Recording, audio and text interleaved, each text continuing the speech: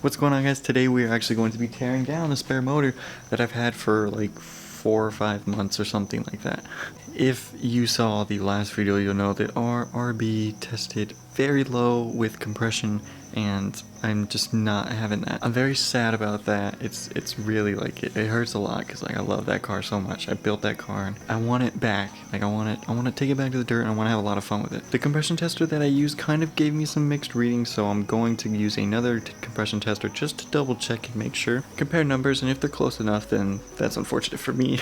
Regardless of what happens to the 240, I have been wanting to take this motor apart, clean it because it's just covered in overspray, and put it back together and get it ready just in case I ever need to drop it in something. If you're new, I picked this motor up like 5 months ago, maybe 4, something like that. It's an RB20 DET and it was $260, and then it was like another $100 for that box of parts, which is like all the OEM stuff. Exhaust manifold, the fuel rail with injectors, the intake manifold, stock turbo elbow. He even gave me this Borg-Warner turbo over there, as well as I got another stock RB turbo. This is the one that came with my RB that's in my 240, and this one came with the new motor. This disgusting thermostat housing came off of my Skyline that I just bought recently, which is just chilling right there. If you haven't seen those videos, definitely check it out. I mean, it's a Skyline, how can you not like it? Okay, but I mean, I'm sure you can tell, like, look how ugly this is. It is just covered in overspray and it's terrible. So I took the timing belt off because I had an HKS timing belt that I have just hanging right there,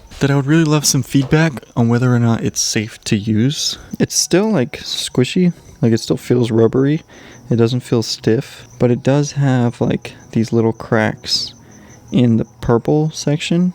But they're not like going all the way through, but I don't know if it's safe to run. It even has some overspray down here. I don't know. Comment down below. Please let me know.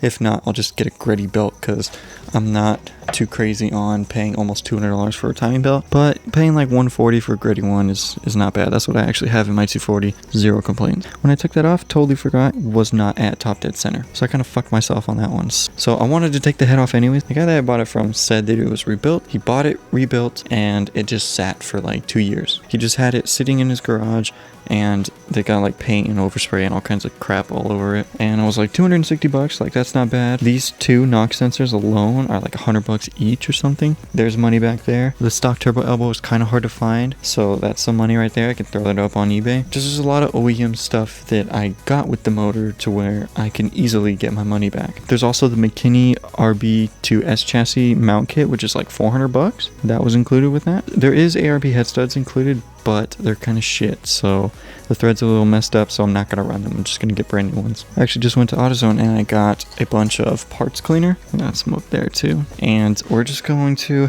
take it apart and clean it. What's also nice is that I bought these for the Skyline, all these, the tensioner and idler pulley and the tensioner spring. The Skyline, they were already replaced. I bought them just assuming that they haven't been. These ones have not. Look at this. Look at that. Like, what is that? And they got all service rust. They're all just nasty. We're gonna get rid of those. What sucks though is that this motor needs a crank pulley. It needs a cam angle sensor. It needs an oil pan, and I believe it needs the other bracket for the motor mount. Basically, this needs a lot. Most of the engine is there, and if it is rebuilt, then that's a big plus. So let's begin taking the head apart. So you can see it's like super clean in here. The only thing that kind of throws me off is these two should be back here.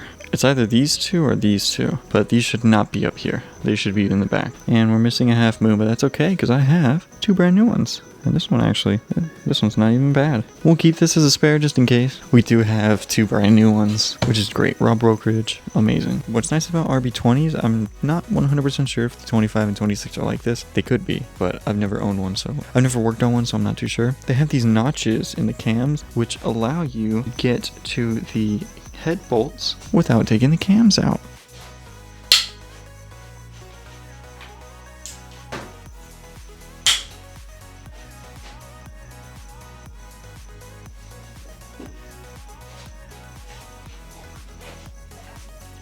Okay, so I knew that this was a 2-liter straight 6, so the pistons are going to be small, but look at how tiny they are. They're adorable. Jeez, the cylinders need to be cleaned too. They need like a light hone. I believe that's a restrictor and that's a restrictor. I would have to check to make sure, but that's what I'm believing. Whoa, look, that's a drain. right here, these drains in the back for oil, they just go straight down into the oil pan. And if we come over here and look at the head looks big compared to the the little baby piston. So yeah, this is the head. I'm gonna flip it over and we'll take a look at the little combustion area. So look at our little valves.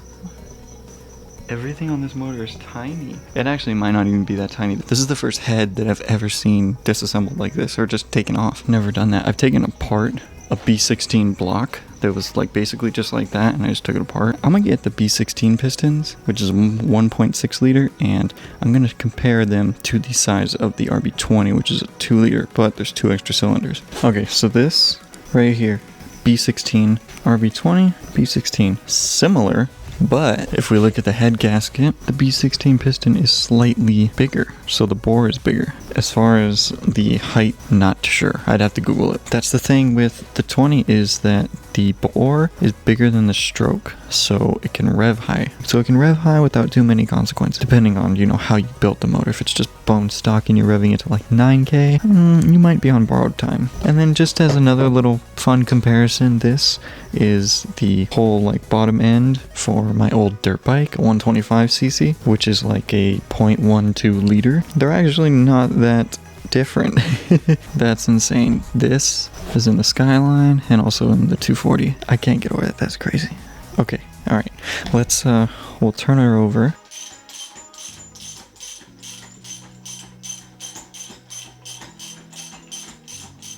So this is what I was talking about before.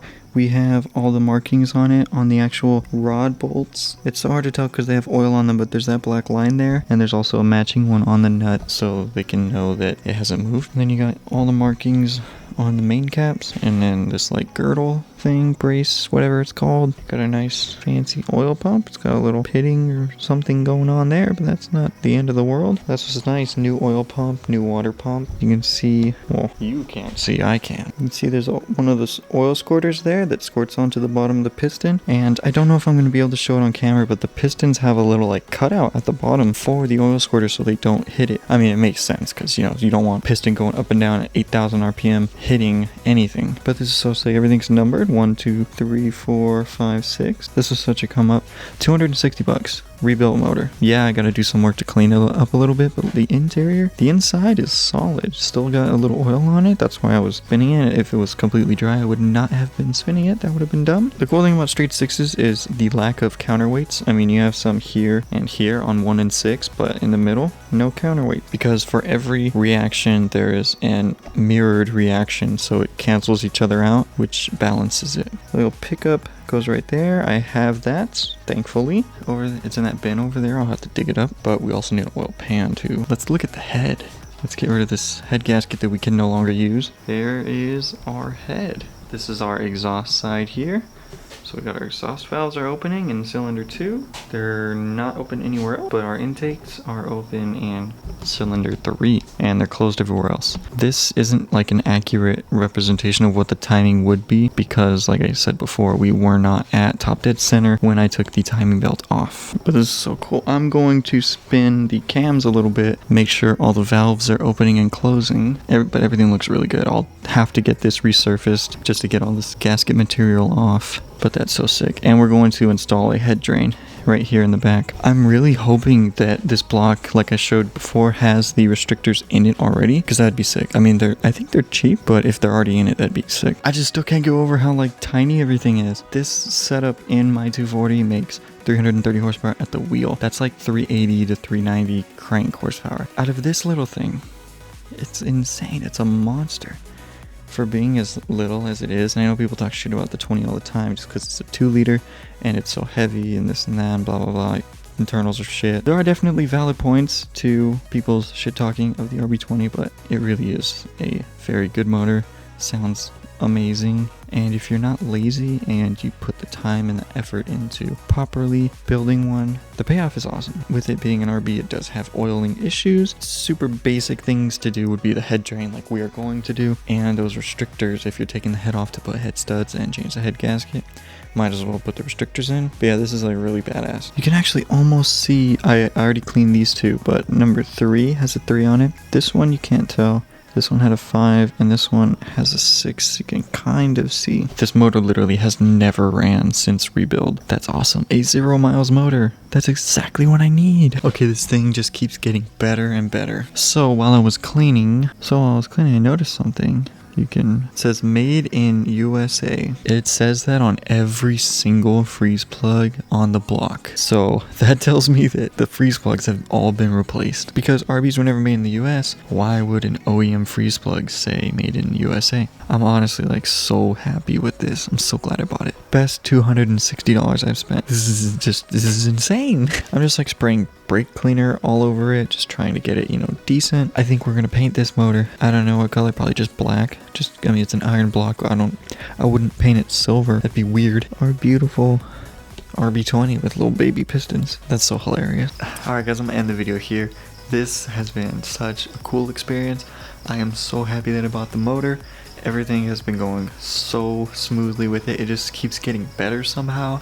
I'm at a loss for words. I'm very happy. I am so looking forward to this new build. That is going to be it for this video. Thank you so much for watching. Please leave a like if you did.